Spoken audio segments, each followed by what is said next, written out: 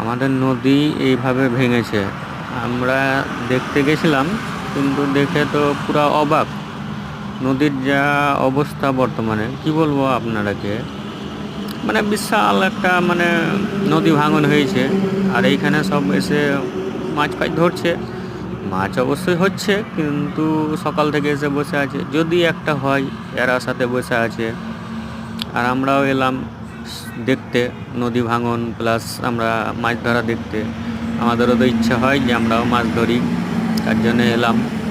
এসে দেখলাম যে মাছ ধরছে ওনারা, কিন্তু আমরা এসে খালি একটু ঘোরাঘুরি করলাম। আর নদী দেখে তো আমরা পুরো অবাক, যেহেতু এতটা নদী কেটে গেছে। মানে অনেকটা খারাপ লাগছে, কিন্তু কিছু বলার নাই। কিন্তু আমাদের নদীটা আপনারাও দেখুন, খুব সুন্দর নদী।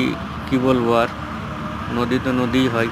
যে দেখবে তার তো দেখার ইচ্ছেই করে নদী, এত সুন্দর নদী হয়েছে। মানে আমাদের এইখান থেকে আর বাংলাদেশ